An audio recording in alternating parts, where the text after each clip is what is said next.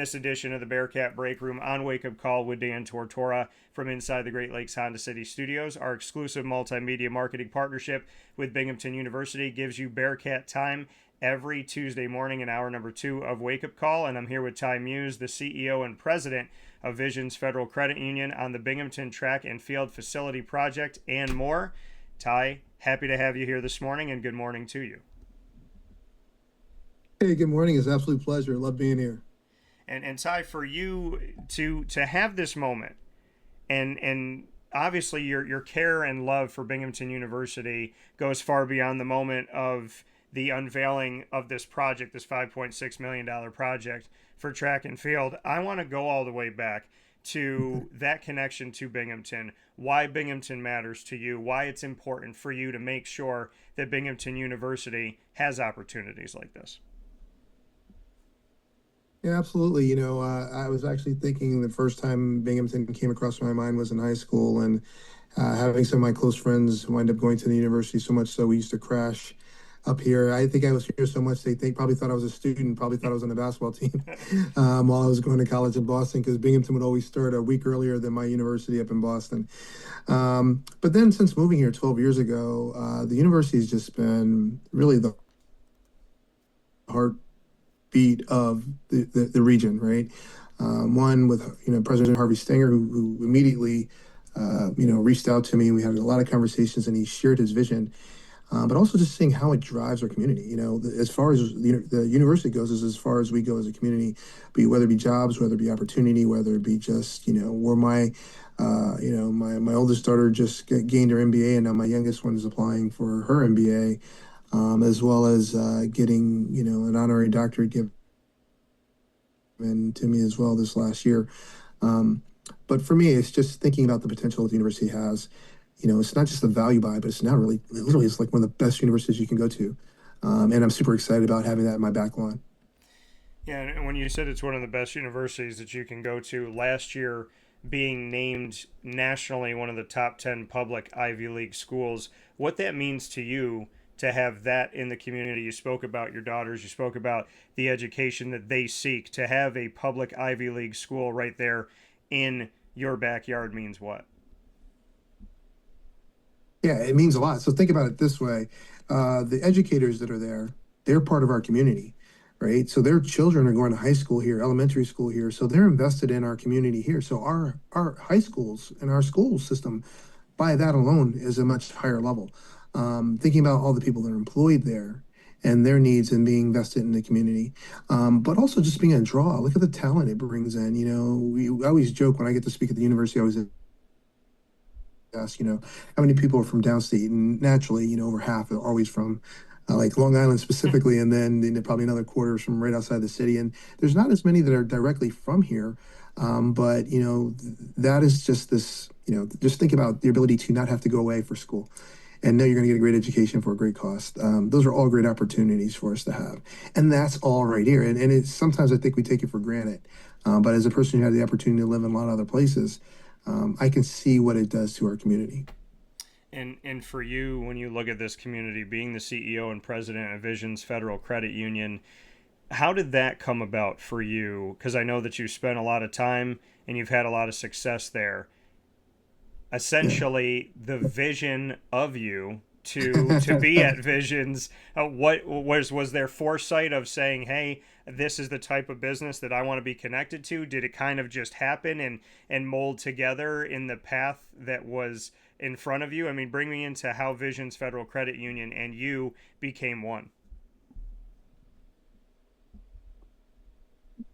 Yeah, no pun intended, right? The vision for Visions. Yeah.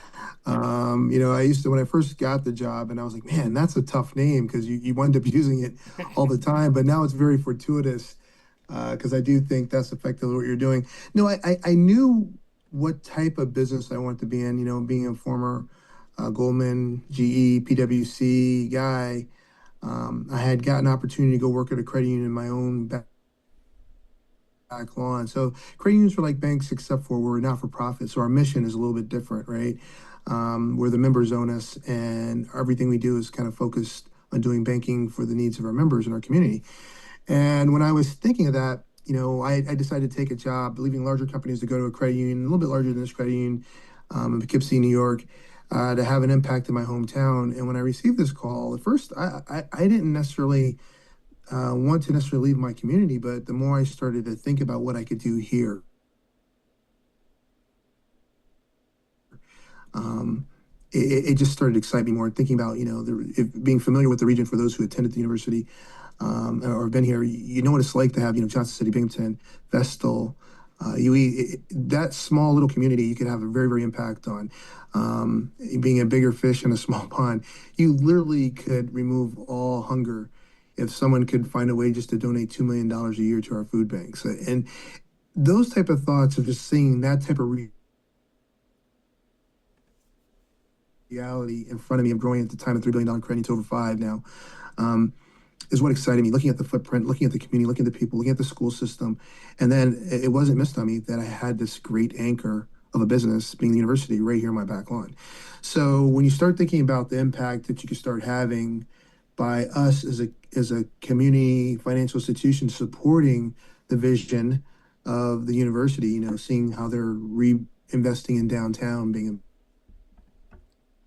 how they started investing in Johnson City and now over here in Endwell, you could start seeing rather quickly where the best spend of my money goes, and it's behind resources that the university is doing it, and I think it amplifies our giving. So if I were just giving, $50 to $100,000, to XYZ, but if I give it to the university along with the state support, that becomes this 5 million type of project. If we give $1 million, so to me, that's what's really exciting about being a financial institution that can partner and support the university. I'm hoping other institutions as well. I mean, we're lucky that we have several large other institutions here that they also see that connection and how their money gets amplified when they give to the university. Yeah, and like you stated, because of the state side of things and having that state university connection for Binghamton, that when you give something, there is that response by the states. Just how important that is, and for people that don't know just how that works, to go into that a little bit deeper, that there is a state response when there is such a generous donation like you have from Visual Vision's Federal Credit Union. The state responds to that and says, okay, you know what, for what you give, now we are going to give X amount. For those that don't know what that essentially is and what it means, because it's a huge part of making things possible at Binghamton University. Yeah, absolutely. So unless you live in other places, sometimes you just take it for granted. But we're very fortunate that we have a governor that is so supportive of our state university system, just period. If you look and just track, what she's done in Buffalo, what she's done from her hometown, what she's doing down in Stony Brook, what she's done in Albany, and more importantly for us, what she's doing in Binghamton. They've built certain programs that match certain portions of our giving. And when you think about that, that's where I'm saying, like, it literally is an amplification of what you give. If you gave $1 million, you potentially match up to 50% of that for certain types of donations, and sometimes a dollar match depending on what the donation's for. So when you find these projects, this project couldn't have been done if you just asked corporate institutions to give. We wouldn't have enough resources. And perhaps the university couldn't have gotten it done if it was just relying completely on state funds. But I do think when the state sees that corporate financial institutions are interested, the private sector is interested, they're willing to step up and support those things that drive a community. So this one is a track, right? So in a lot of levels, you're like, well, what's the value of a track? Well, for me, beyond the fact that that's how I paid for college. I was a student athlete in Boston, and I went to a college there that provided me a full ride to do track and field, as well as my wife, who now is an assistant coach at university as well. But that wasn't the tie to giving. When I started thinking about the greatest impact to the university, that track is probably the one area that most non students go to. Like, our actual community walks on that track. It is actually the biggest invite for our community to go onto that track and walk around and get their exercise and financial as well as actual normal wellness, put some energy in it. Then you start thinking about the other things, having meets there. When you have track meets, you have all these universities, all these high schools that come here. They stay in our hotels, they eat at our restaurants. So not only do we get those receipts, then we get sales tax. All those things help the community that we live in. And then finally, even for the students that are there, I love the fact that imagining our students there working out there, trying to be as healthy physically as they are mentally. We already know that you got to be pretty smart to go to the university, but I also want you to leave there being healthy as well. And then just the employees, you don't think about all the employees as well that'll now also utilize this facility. That we were fortunate that they put our naming on it, but it was really the least of what we cared about. We really cared about the impact that we thought it would have in our community. Yeah, and like you said, I mean that wonderful welcome to the university when you look at that space, a place that can be so much more than just for the student athlete, and for the student athlete so many things, but now to go far beyond that and to look at that, the fact that this space will now be named the Visions Federal Credit Union Track and Field Facility, when you make mention of this kind of being a welcome mat to the university, that welcome mat to the university that people can come in and see and experience for themselves is now going to have Vision's name on it. And obviously we see Visions when we walk into the event center at Binghamton University. Why is that so important to you, for what Visions is and what Visions is meant to be for the community, to have your name in connection to Binghamton? Because you have to be strategic, right? And where you put your name, the partnerships you have essentially doubled down, if not more so, with Binghamton, with having this track and field facility with Vision's name on it. And I'd love to know why you feel like this is increasingly a place that you want to give more to, and that you want to see Vision's name in connection with Binghamton.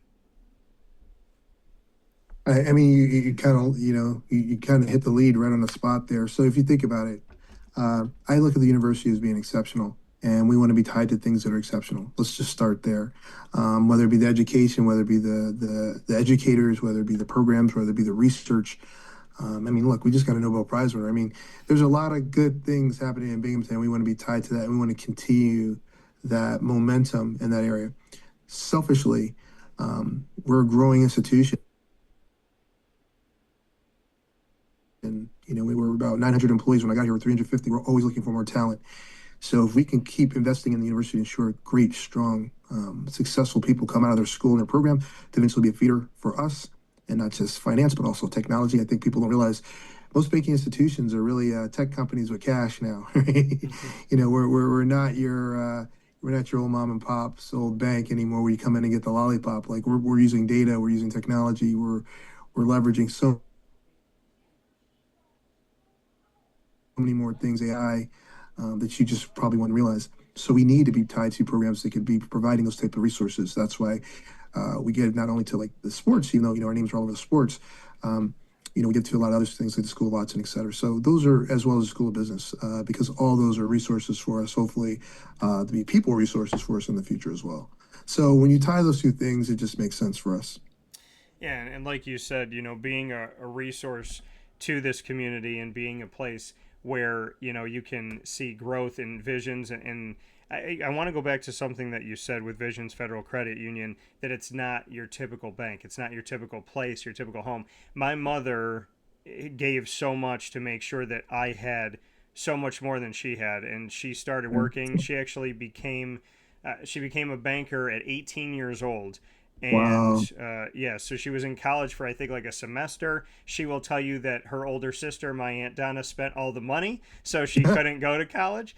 And so my mom, who is an incredible person, very intelligent, very street smart, she became a banker at 18 years old, and she gave so much of her time to just working hard and trying to do everything that she could. So I know the life of banking through the eyes of someone who will give everything that she possibly can to help. So in that vein, when you look at Visions, what is Visions meant to be in your opinion, and why is it so different? When we talk about a non-for-profit and we speak about banking, people don't understand that. They say, how do those two things go together? So I'd love to get your thoughts, coming from a place that seems like it's built on so much more than simple transactions. And I learned a lot about that from my mom. So I want to get your thoughts. Well, first, I can tell I already love your mom, from banker to banker. One of the things I think that we've seen over time is one, the schools, we don't talk about finances, money, banking, budgeting. I don't know if you're, I'm older, so I actually remember when we had to learn how to write a check in school. And it's just so funny to see that all disappear. But the reality is, when you think about banking, and I think community banks do a really good job of this too, um, that we're the fabric, the backbone. Like when COVID happened, everyone was still coming into the branch, if no other reason, just to see people and talk to people. And I've literally seen people wait in line for their favorite teller because they build a relationship. I know it sounds funny to think about like a relationship, but that's what I really want. We were doing this one promotion where we had a competition where we worked with 5 members to see if we could help them improve their financial lives. And at the end, the winner got like $10,000, right, of kind of doing this. And they allowed us to track them. And we had check-ins, and they met with me once throughout the process and then again at the end.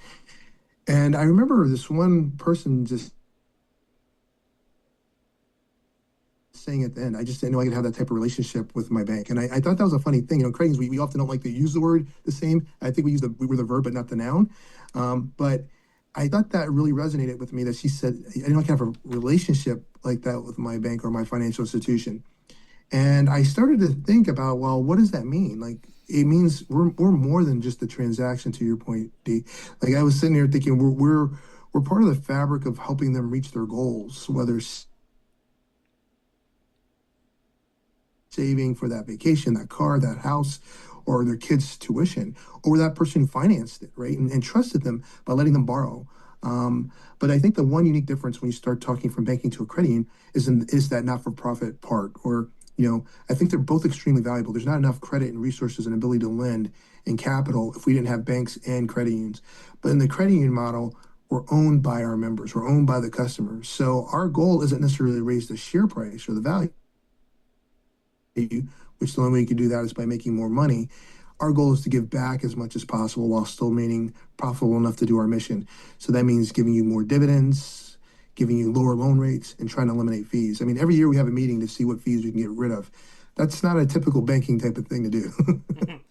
Yeah, no, and it does. I mean, it sounds, and I appreciate what you said about my mom, but coming back to you and just how you speak and what you're talking about and what matters to you, it's an easy sell, right? When you're talking about Visions Federal Credit Union, when you're talking to the CEO and president, saying, we're run by our members. We want, Yeah. this is cyclical for us. It's not just taking from the people that come to us. It's about giving back to you. And like you said, finding lower rates, finding better opportunities for people. So with that, I'm sure it's fulfilling for you to work a job where you're helping in a field that people don't always feel like people are looking out for them.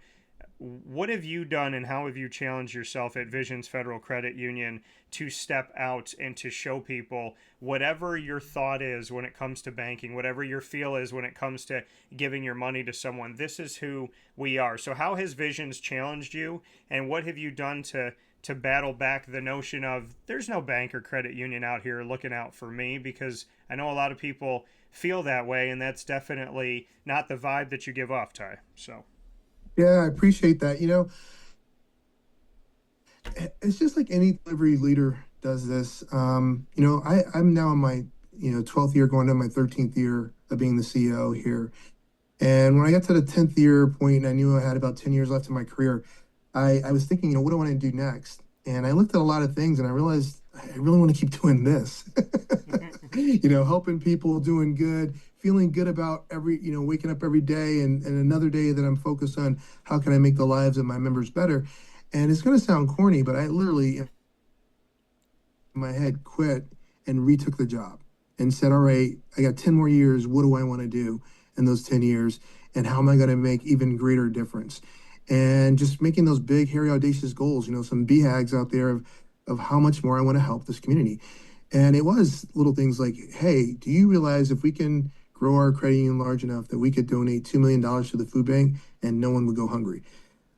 That's a crazy thing to think. Like, if you're going hungry, like, literally, it wouldn't because you didn't have resources. if we, that's a really doable, attainable thing. And that excited me. To think that we could have hopefully an app that makes learning about your financial wellness and making sure that being a credit union member ensures a better financial life, that really started to matter to me.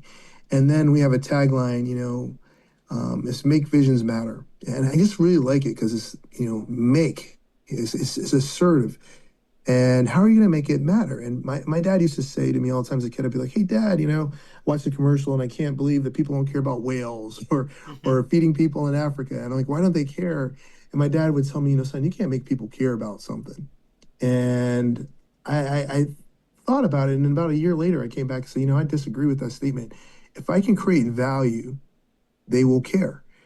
And here's a great, example for Dan. If I go to you, hey, how are you doing, Dan? I give you this blank piece of paper and I hand it to you. And you're going to look at me like I'm crazy when I walk away. Like, why did you give me this blank piece of paper? But if I knew your favorite band was Coldplay or something, and I go, hey, I'm hanging out with DT today. He's your biggest fan. And he wrote this great note to you about being the number one fan. I gave you that same piece of paper. And you walked away. You would drive 30 miles back if you forgot it just to come back and get it. I made that piece of paper now have value. So now you care about it.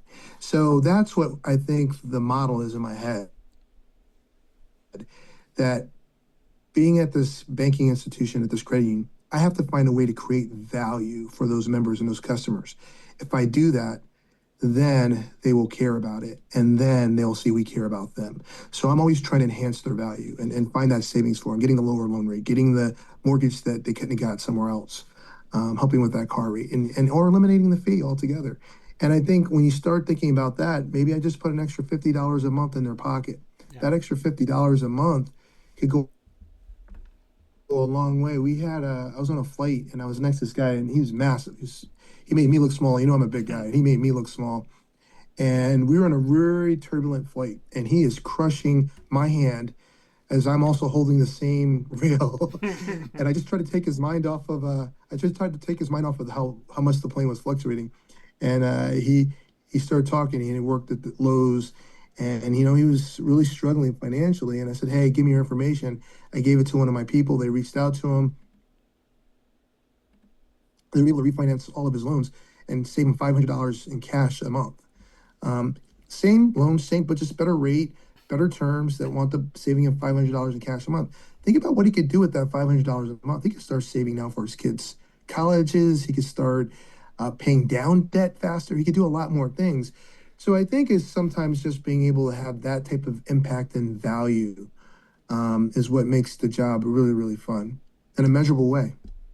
And I love a bunch of things that you said there. One of the things being a blank piece of paper, but then when that paper has something on it of value to someone, now all of a sudden that piece of paper, it could be priceless, and it is priceless in a lot of ways when you have a letter like that. I think about when I went on this retreat, and it was called the Search Retreat at my university, and we were meant to bring people closer to God and just help people to either establish their faith or strengthen their faith. And it was to challenge us team members as well as the people that were there with us. And I go back to the fact that one of the things that you could do at Search is you could send letters. So the person running it, they sent out and said like, hey, give us addresses to people, or give us an email or something to reach out to people and let them know if they want to send you a letter, but you never know what you're going to get. And so as a team member, we get letters. People that come on the retreat as well get letters. And I didn't know who was going to write me a letter. It was the first time outside of when I was a baby that my dad told me about this. It was the first time my dad had written me a letter.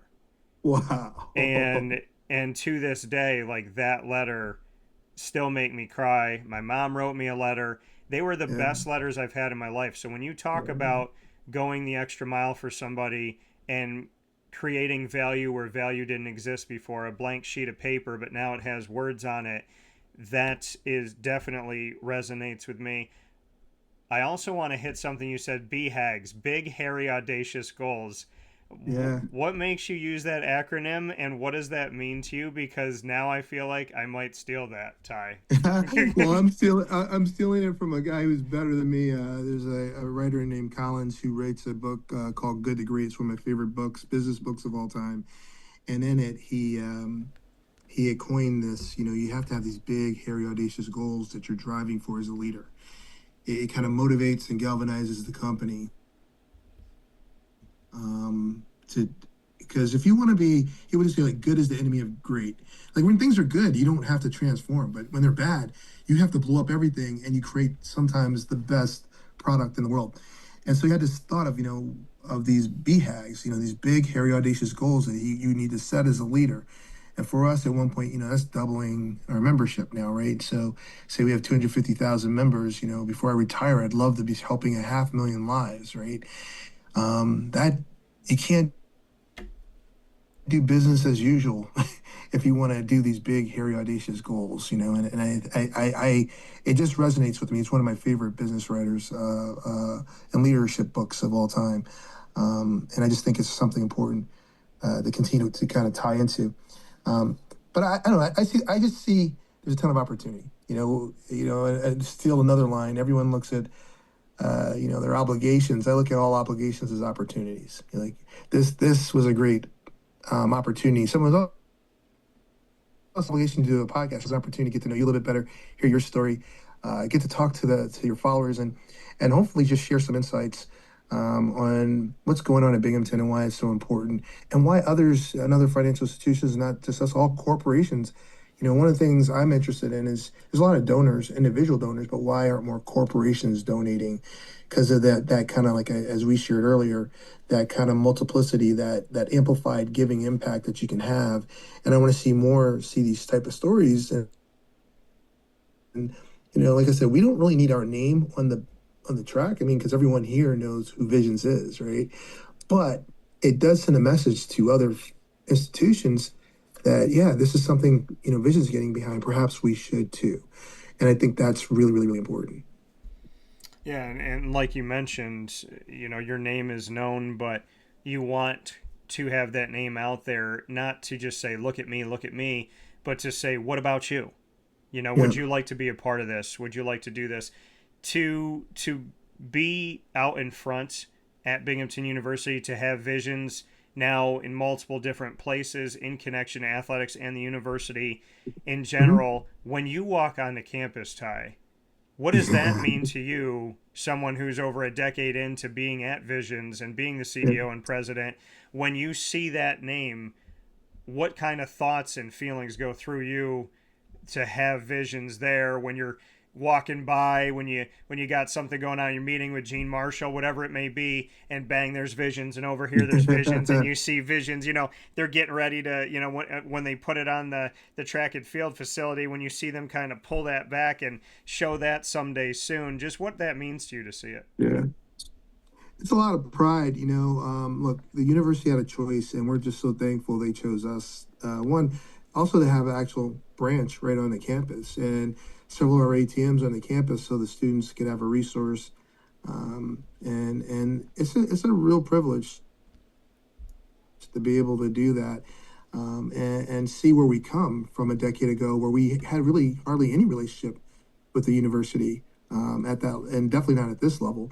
And now we're thinking ahead, like how do we commit even more? How do we grow and provide even more each year?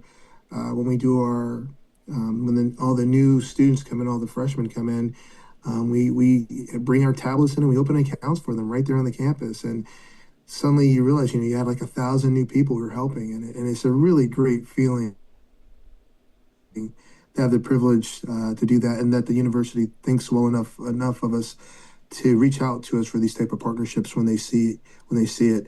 Like I said, it goes back 30 some odd years, thinking about my first group of friends who I knew from high school going to the university, and thinking about what the university was then, and then now thinking about the pride I have when you hear people saying, "Hey, you're going to Bingham University," and when I speak to the class and see how talented the students, the adults are in their classes. These young adults are phenomenal, right? And, Yeah. and you're just sitting here going, I'm not sure I could have got accepted into school. Now, looking at the level of talent that they brought in, Um, there is a lot of pride that I feel about the Bearcats and the green and now, like I said, with the honorary doctorate, just I feel even more tied to the university with now, at least one kid going there and hopefully the second one shortly to go there. I just feel so connected to the school and so proud of it. You spoke about that honorary doctorate. Yeah. What is what is that, to go a little bit deeper into just what that means to you? And I mean, I've thought about them before when they say, like, if you've spent so many years in something and whatnot. Because I always think about when they say you could be an adjunct professor because I've spent Yeah. over 20 years in broadcasting and this and that. I'm wondering how I'm going to get a doctorate and who I'm going to get it from. So, Ty, I want to ask you about your honorary doctorate, and can you put in a good word to my good buddy Gene Marshall, as well as Harvey Stanger, while he's here for a couple more months to just see if we can work that out. But I want to know what an honorary doctorate means to I love it. you. I absolutely love it. It's funny. Pre having it, I was kind of the same. It wasn't something that resonated. My father, when I had told this story in the speech, sharing that, my father had always wanted me. He always had a passion for education, and I think honestly because he had to drop out of high school, he went and did two tours in Vietnam, but he got his GED, and I think he always had this kind of this kind of dream of what it must be like to have it. So he's always valued education as well as my mom, and I'd always be like, man, I don't. I think I'm done. I have an MBA, a master's, an undergrad degree. I'm a CPA, and I have the three most important letters to me, CEO, behind my name. Why would I go back and get my doctorate? And he would always push me for it. And unfortunately, he passed away about a year ago. Sorry. And so getting it this year, oh, that's okay. I mean, like when you got the best dad in the world, it's a loss, but it isn't. I would rather have 54 amazing years of an example than 75 of a grumpy old guy, right? So we were, when I got it, I did share that story. And he would always say, I think that's enough. And he goes, it may be, it may not be, but you won't know unless you hear it. And then when I got to see Dr. Muse, it was one of those moments where like, it does have a nice ring to it, Dad. It does have a nice ring to it. So I think what it does for me, it was less about the degree, but more the more official connection to the university. You may not know, but I'm on the BU Foundation board. So my focus is to try to find ways to continue to get money and resources for the university as well as for the president, so that they can continue to fund all these amazing ideas they have. And it's a really big part of what we do. And our goal was to raise over $250 million. I just think that sounds way cooler than $250 million. Um, and raise that type of money so that we can continue to act on the initiatives of the president. Harvey Stenger, who's literally was an amazing president, and now we have Ann coming in, who I'm excited to see her new vision. And so for me, it's just always this. I would do all this stuff, and then they would ask me to do something else and do something else, and finally, I'm like, I was saying to Harvey, hey, I didn't go here, and I think I'm so tied to the university over the years that people think I actually attended. And I think it was just a very nice goodbye gift, perhaps from Harvey as well as the university, um, saying, hey, we see what you're doing, we appreciate it, and we want to make sure that we formalize this relationship between you and the university, and recognize your years of service. So it was a very, very gracious thing of the university as well as Harvey to recognize me that way. It was a really great honor to be able to talk to the kids and share my story, and tell stories about my parents and where we come from, and just the path that is maybe not traditional, but it's a path that I think anyone can follow and be very, very successful. I want to like revisit something. You were talking about words, and you were talking about the letter from your dad and your mom and how much. And I was thinking words are so valuable, and I think we're now in a day that we text these short little LLs, and I want to actually hear you laugh out loud. Like, you know what I mean? Like, I want to get back to why words are so important. I mean, not only are words, the letters are so important. I mean, there's a big difference between a garage sale and a garbage sale, right? And I just want to get back to understanding that if these words and these letters are so important, and that the university is willing to put these letters and these words up on their track, it means something, right? And I don't want to like kind of totally poo-poo it. It does mean something. It does mean something to be giving those doctorates. It does mean something to have Binghamton University's name on your diploma. When I think about the people graduating and choosing this university, it does mean something for the alumni to look back at what they built, the foundation, and now this history of this amazing university because they were the people who came first, and now they're giving back to the university. It does mean something to have you sitting here doing a Bearcat breakdown and seeing that word Bearcat, like it means something. So I do want to make sure that we continue to invest in that, and I do want that pride to come through, that go green pride to go through all the way. Yeah, and I can appreciate that. I mean, as a person whose words matter every single day and are amplified by a microphone, I tell people this all the time that the world we live in today, people will get on their phone, get on a tablet, get on any type of anything where they have a voice, be it them typing it or them saying it, and they don't understand the responsibility and the weight of it. Every time I turn this microphone on, I am asking myself to be at my best. I am asking myself to care, to lead with God, to lead with faith, to lead with my vision, to be consistent.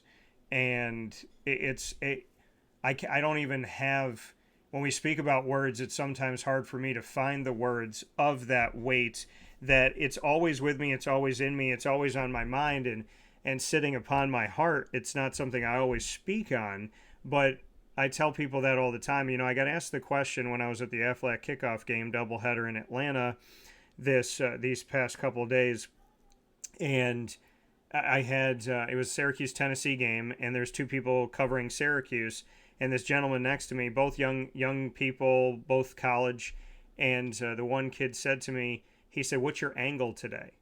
And I said, "Excuse me?" And he said, "What's your angle for your story?" I said, "There is no angle.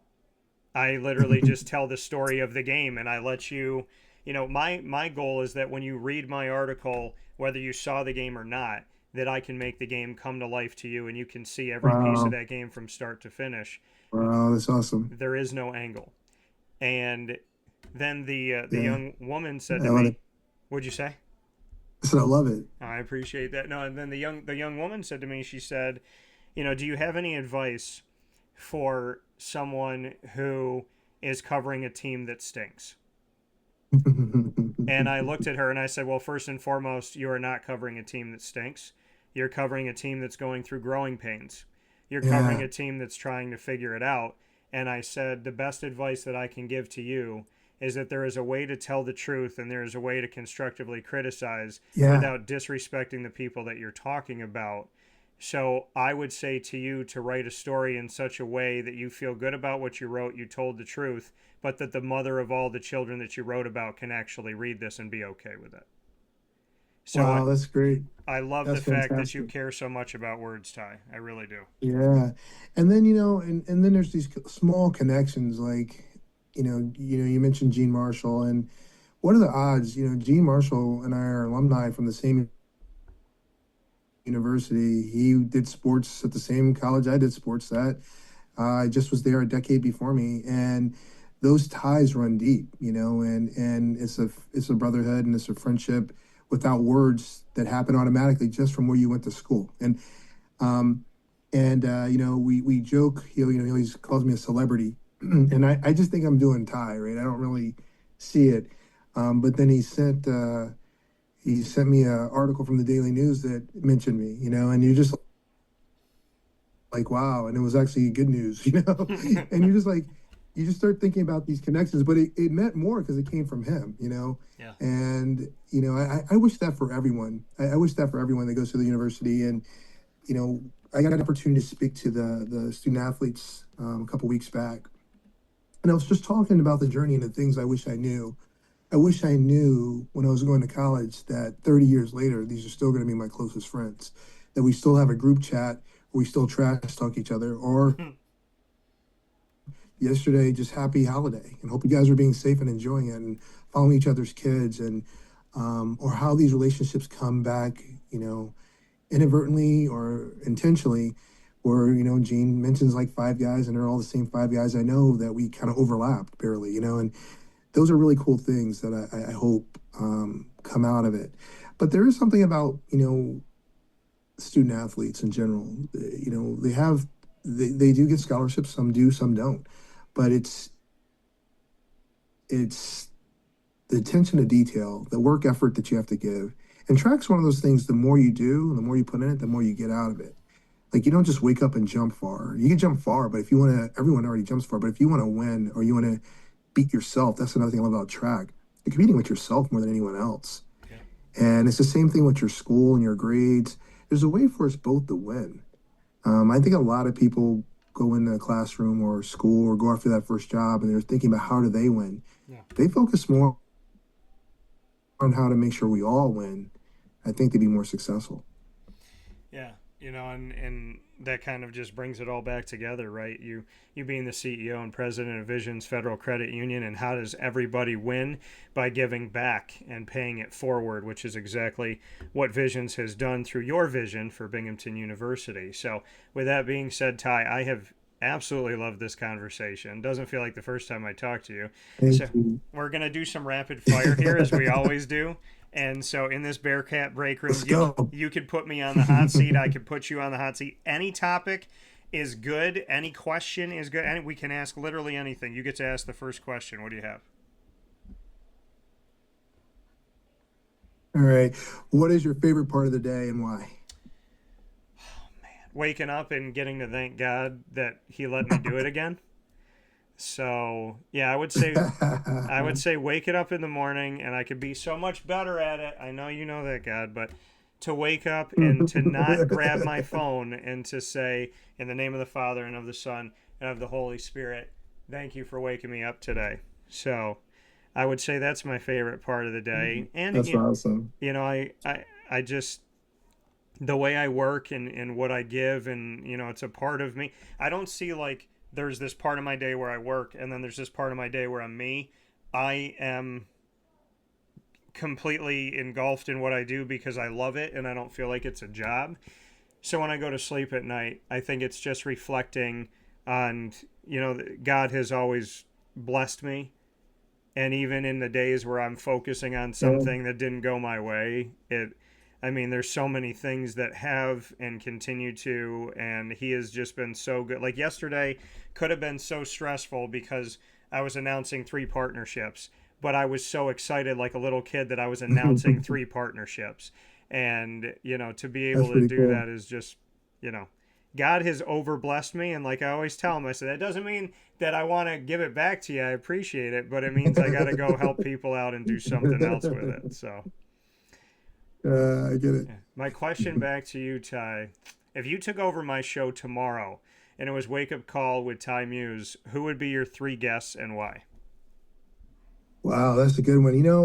I've been really lucky. I have some celebrity friends, and they all have amazing stories. So, one of the things that I've been trying to do is to meet all my favorite athletes, which has been fun. So I've become pretty good friends with John Starks.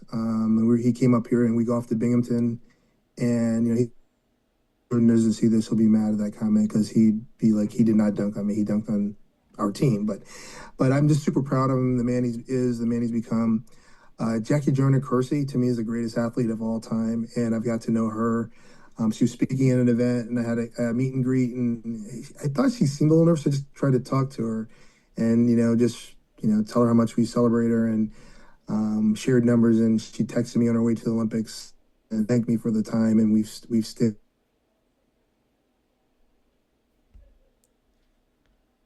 and talking over the years.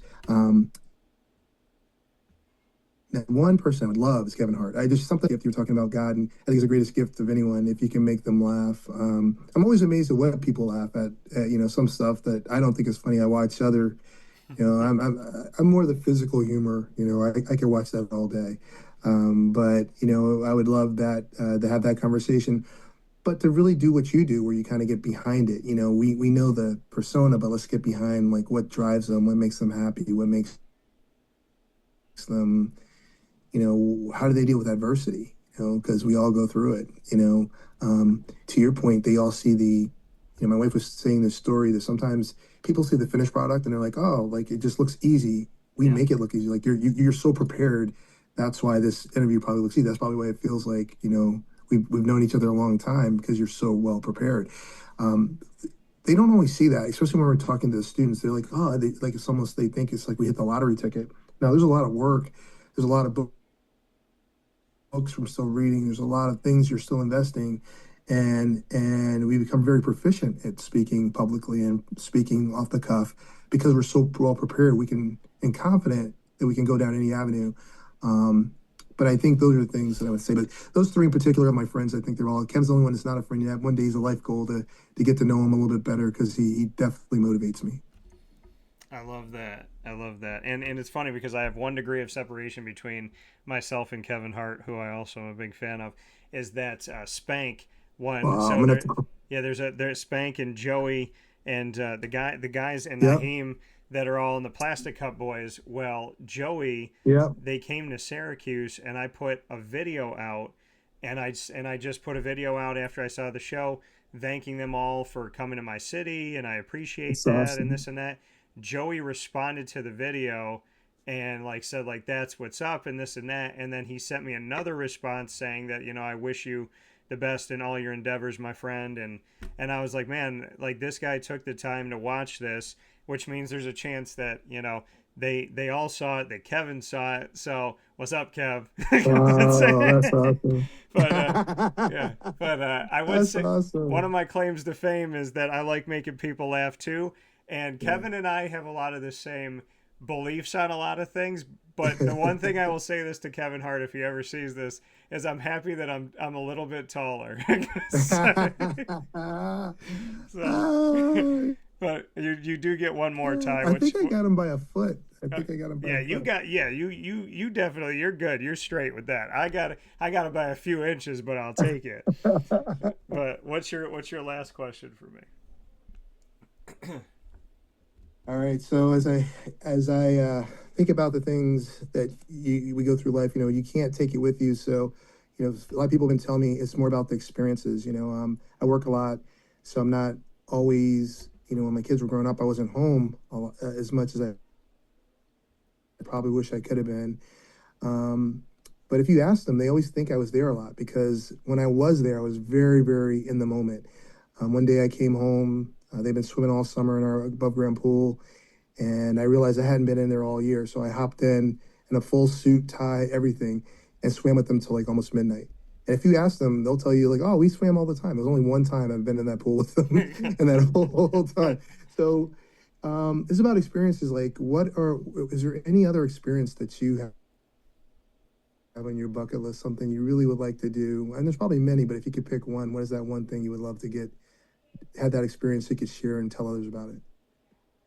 Yeah, I appreciate that. I love that story, and the reason why they probably remember it as you swimming with them all the time is because that memory of you jumping in a full suit is something that they'll never forget. Because how many dads do that? You sound like a cool dad, so I definitely can appreciate. And I love what you said before, by the way, that you said I'd rather have like this awesome dad and this person that sets a great example for 54 years than to have somebody miserable for 75.